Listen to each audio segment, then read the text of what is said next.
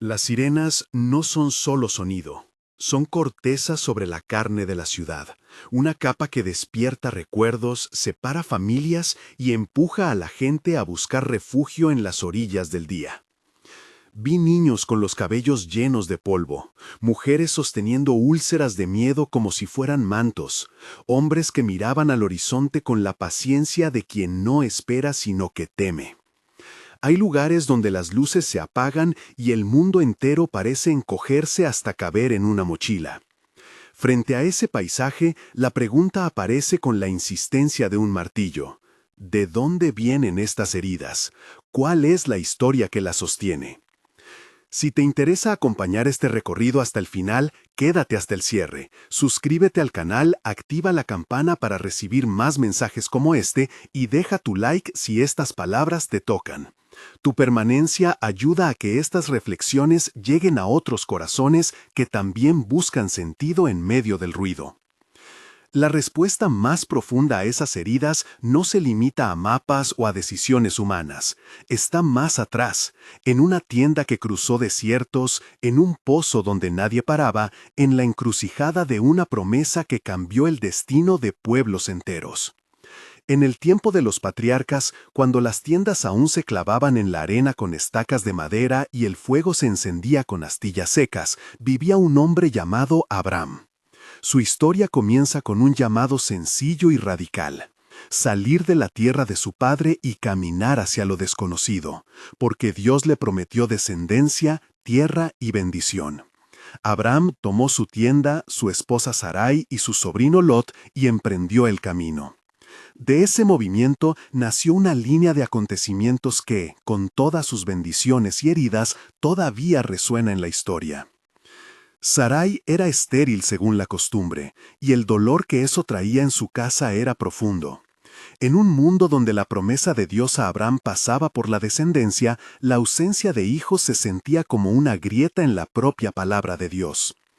En la inquietud humana, no en la palabra divina, Sarai ofreció a su sierva Agar para que diese hijos a Abraham. La costumbre permitía ese arreglo. La tensión en la casa fue resultado de la debilidad humana combinada con la urgencia de la promesa. Agar quedó encinta, y cuando la joven comenzó a mostrar el fruto en su vientre, la relación con Sarai se quebró. Los celos y la humillación se cruzaron en la tienda. Agar, que había sido marginada por la posición social, sufrió desprecio, y Sarai vio en aquello un recordatorio a la infertilidad que la marcaba. Agar huyó al desierto, llevándose consigo su espera y su miedo. El sol era un juez implacable, la arena un lenguaje de soledad. Allí, junto a un pozo, un mensajero del Señor la encontró. No era un acontecimiento trivial. La intervención divina hizo visible que la historia de quienes no son contados por la fama también está bajo la mirada de Dios. El ángel habló y la consoló. Le dijo que volviera y que recibiera el cuidado prometido. Le anunció que su hijo sería llamado Ismael, que sería hombre valiente y que su descendencia sería numerosa. Dio una palabra que, al mismo tiempo que aseguraba futuro, también marcaba un destino: vida de conflicto contra sus hermanos. Fue una profecía que pesó sobre generaciones, no por un castigo divino ingenioso, sino como una advertencia de las consecuencias de mundos humanos que se entrecruzan en tensiones. Abraham, ya con la promesa reiterada por Dios, cambió su nombre a Abraham como señal de su vocación de padre de naciones, vivió la paradoja de la promesa cumplida en parte y aún por cumplirse. En su plenitud, con la edad avanzada, llegó el nacimiento inesperado de Isaac, hijo de Sarai, cuyo nombre evocaba la risa de sorpresa y de alegría que llenó la tienda. Isaac fue el sello del pacto. En él se concentraba la continuidad de la promesa hecha por Dios. Pero la llegada de Isaac no aniquiló las complejidades humanas en la casa. Sara, viendo la seguridad de su posición y temiendo por el futuro del hijo de la promesa, pidió a Abraham que enviara fuera a Agar y a su hijo. Abraham sintió un dolor como de filo en el pecho. Amaba a Ismael, amaba a Agar, pero también respetaba la palabra de Dios sobre Isaac. Aún así, la decisión de enviarles lejos no es meramente un acto de cruel política doméstica. En Génesis, encontramos a un hombre que obedece una dirección que parece dolorosa, y vemos a Dios consolándole y asegurándole que también cuidará de Ismael. La escena del despojo es una sequía de misericordia humana y una prueba de la soberanía divina. Abraham, con la ropa húmeda en los ojos por el llanto contenido, coloca pan y un odre de agua sobre los hombros de Agar y los deja al borde del camino. No hay detalles grotescos que narrar, hay un silencio que pesa, el sonido del viento que aparta la arena y la respiración queda como la única compañía. Agar parte con su hijo y el horizonte engulle su figura. El pozo que fue punto de encuentro vuelve a ser lugar de esperanza. Cuando el agua escasea y el niño se queda al borde de la muerte, la mano divina se vuelve a mostrar. Agar alza su voz en el llanto, pero Dios escucha y abre sus ojos a un pozo cercano. El muchacho sobrevive y crece en la estepa. Se convierte en arquero diestro, toma mujer egipcia y su línea produce 12 príncipes que son contados como naciones. Ismael, en su destino, representa la dignidad resistente de quien fue excluido pero no olvidado. Estas historias originales, tejidas en tiempos de tiendas y pozos, no se inventaron para justificar violencia ni para dividir con falacias. Relatan lo que sucedió, promesa divina a Abraham, nacimiento de Ismael por medio de Agar, la profecía de vida áspera, el nacimiento milagroso de Isaac y la condición del pacto que corrobora a Isaac como heredero. A partir de esos hechos, la historia humana se despliega con su mezcla de gracia y quebranto. Con el correr de los siglos, esas genealogías se transformaron en pueblos, y los encuentros entre linajes que nacieron en tiendas se replicaron en campos de batalla y en tratados diplomáticos. Aquí cabe, sin embargo, una advertencia teológica. La Escritura no hace de esos orígenes un justificante para hostilidad automática. Los textos que siguen, los salmos que claman contra enemigos, las profecías que anuncian juicio y paz, demandan que interpretemos la historia con cuidado pastoral. Si miramos la historia desde la lente de la profecía, encontramos esperanza hacia adelante. Los profetas, al hablar de un tiempo último, imaginan un mundo donde ya no se forje la espada contra el arado, sino que se vuelvan las herramientas para vida. En esa visión, que no borra los dolores ni aligera los lutos, se anuncia un príncipe de paz cuyo reinado toca a todas las naciones. El oráculo no promete un mero fin de hostilidades por acuerdos humanos, anuncia una transformación del corazón de los pueblos, una atención a la justicia que crea condiciones para la convivencia. Y en el Nuevo Testamento, la enseñanza cristiana añade otra capa. Aquellos que pertenecen a la promesa de Abraham son herederos por la fe. Esto no borra genealogías históricas, pero ofrece una mediación espiritual, en la que la pertenencia a la comunidad del pacto se funda en la fe común, no en la sangre exclusivamente. Reconocer estas verdades no nos exonera de enfrentar las heridas contemporáneas. Los conflictos modernos que miran hacia la misma geografía que vieron a Abraham, a Agar y a Isaac, tienen raíces múltiples. Intereses políticos, memoria histórica, luchas por la tierra, y también narrativas que se alimentan de heridas viejas. Aquí el narrador debe ser claro y pastoral. No toda disputa presente puede reducirse a un énfasis genealógico. No toda fricción actual tiene su origen directo en una tienda de hace 4000 años. Pero sí es verdad que las narrativas fundantes, las promesas, las expulsiones, las bendiciones y las maldiciones han sido reclamadas y reinterpretadas por generaciones, y eso ha contribuido a que la memoria colectiva sea combustible tanto para reconciliación como para desencuentro. En la intimidad de la narrativa podemos escuchar las voces humanas, la risa de Isaac que trae sorpresa, el llanto de Agar en la estepa, el suspiro de Abraham entre la obediencia y el amor. Permítete imaginar esos sonidos, el crujir de la lona de la tienda, la llama baja del candil que proyecta sombras en los rostros de la noche, la respiración contenida de una madre que mira el vientre vacío. Esos detalles no cambian los hechos, pero humanizan la historia y nos impidan convertirla en mito desalmado. Cuando el texto bíblico habla de Ismael y lo declara varón de mano contra todos y contra él mano de todos, presenta una realidad que será vivida de múltiples maneras.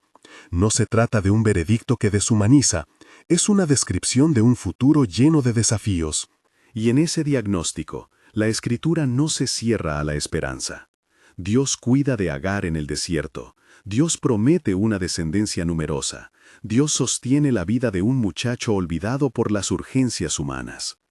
Esto nos recuerda que en cada historia de exclusión, Dios está atento y obra vías de supervivencia y dignidad.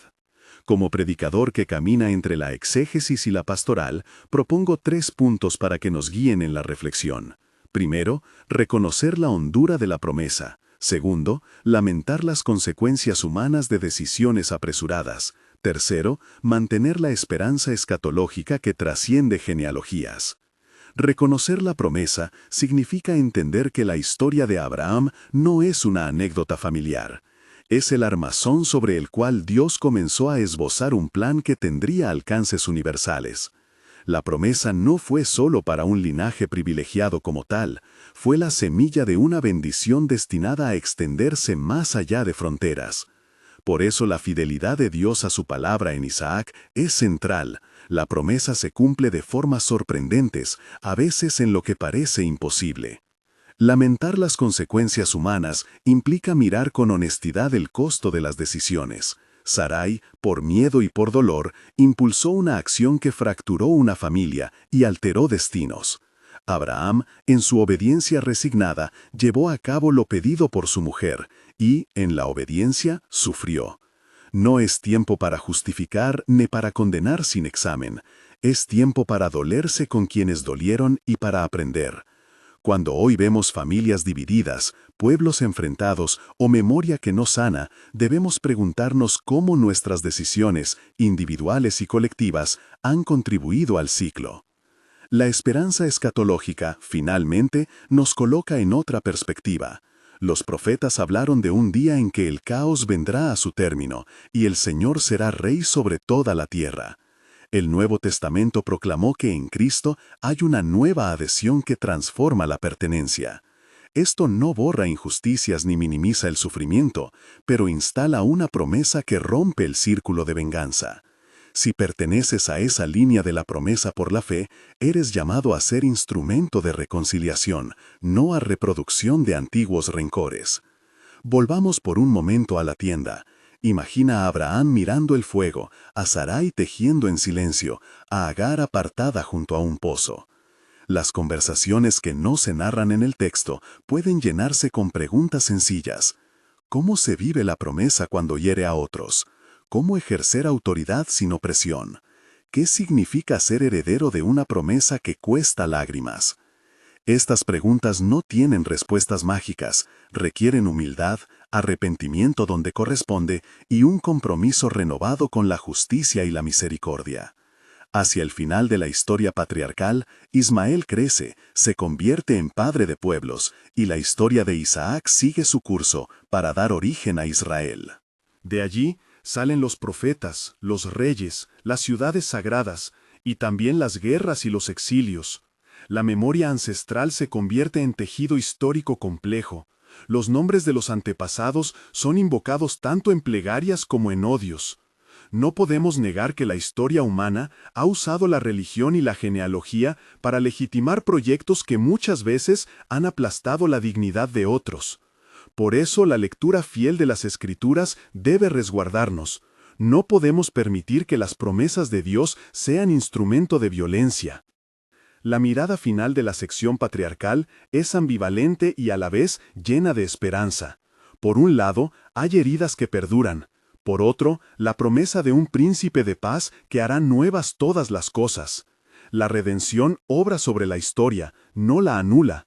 En las generaciones futuras, las palabras de los profetas se volverán faro para los pueblos. Las armas dejarán de definirse como fin último y se transformarán en herramientas de vida. Es una visión que exige conversión moral a escala de naciones y almas.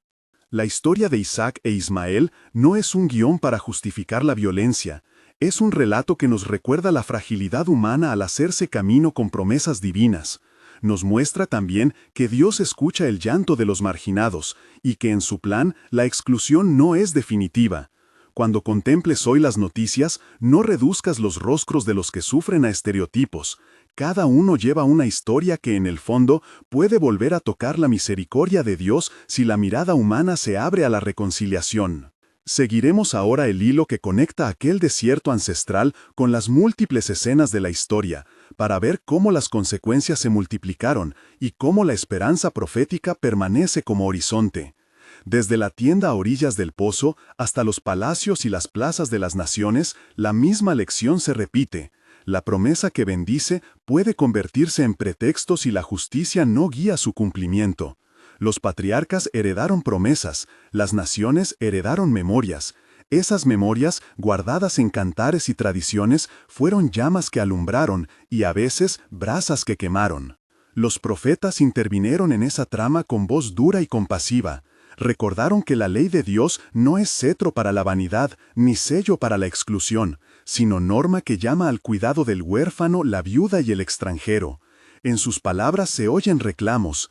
¿De qué te sirve la promesa si oprimes al pobre?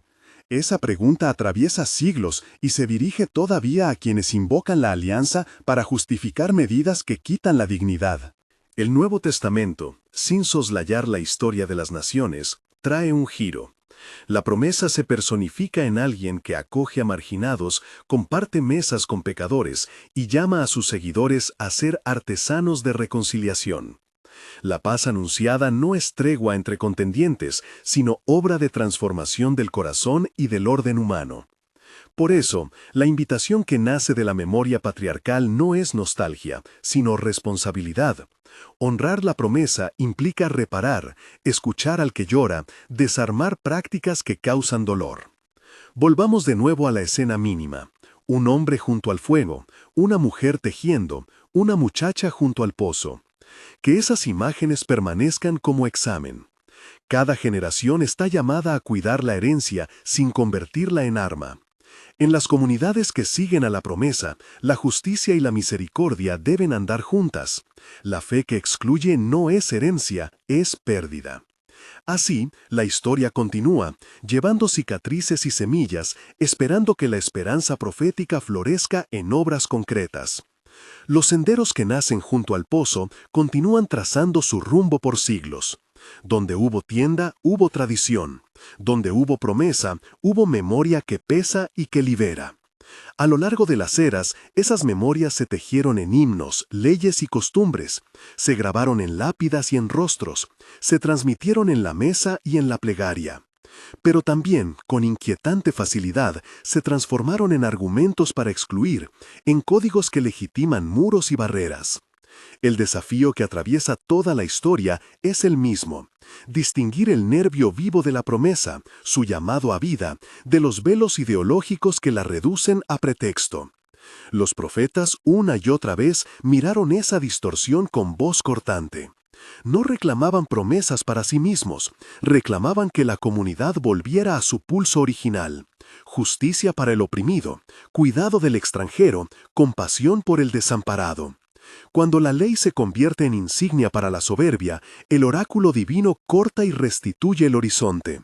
La alianza no fue dada para construir altares de orgullo, sino para abrir caminos de solidaridad. Esa tarea profética no fue siempre atendida. Con dolor, la historia registra guerras, expulsiones y silencios cómplices.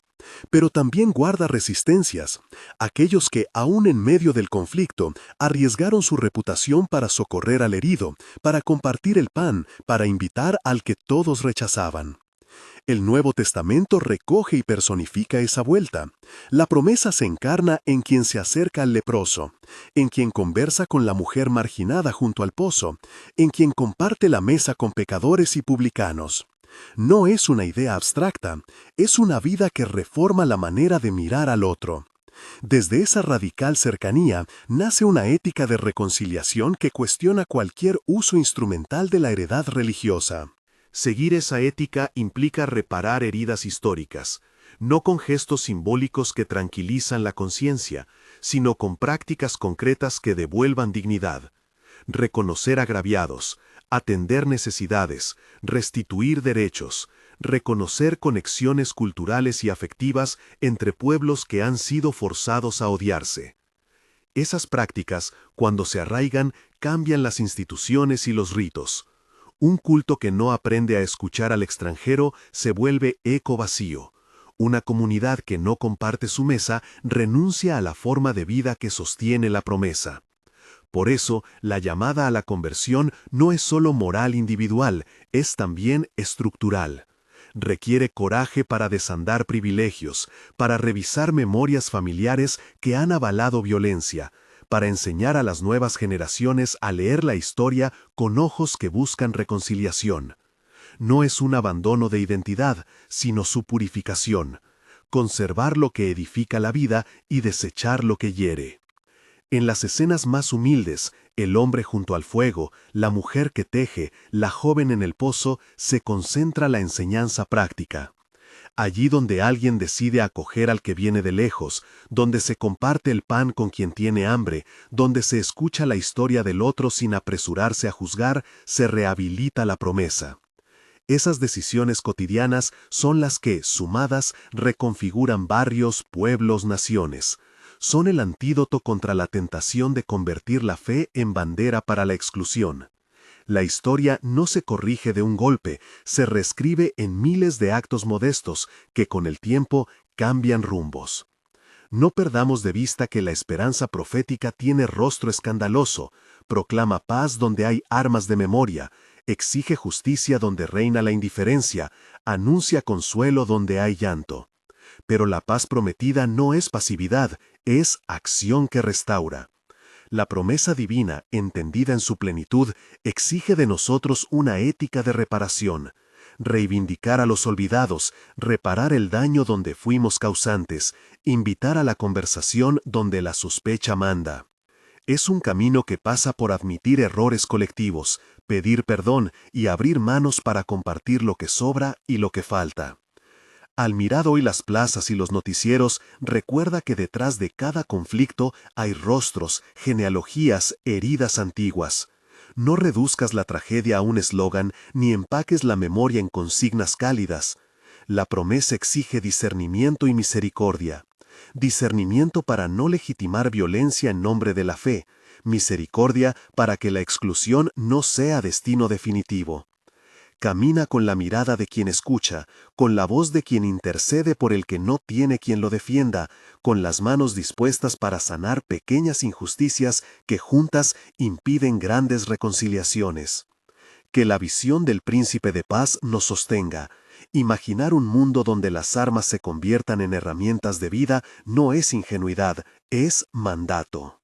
Trabajar por ello implica educar la memoria para que no reproduzca heridas, transformar las prácticas que generan pobreza y exclusión, y sostener comunidades donde la justicia y la misericordia vayan de la mano. No se trata de olvidar el pasado, sino de entrar en la obra paciente de sanarlo. Vuelve entonces a la escena mínima. Siéntate junto al fuego, escucha la historia que pasa por las generaciones y pregunta, ¿qué puedo hacer hoy para que la promesa no sea pretexto sino puente?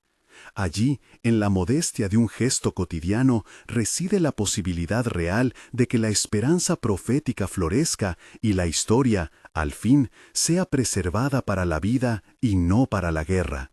Con esas pequeñas fidelidades, la herencia de los patriarcas se transforma en don que bendice, y la memoria, antes capaz de herir, aprende a cuidar. Que la misericordia guíe nuestros pasos, que la justicia marque nuestros límites y que la paz anunciada, hecha trabajo de manos y corazón, transforme lo que hoy está roto. Así, la promesa seguirá obrando, no para anular la historia, sino para curarla y renovarla, hasta ver el día en que toda herida encuentre reposo y toda voz excluida sea escuchada. Amén.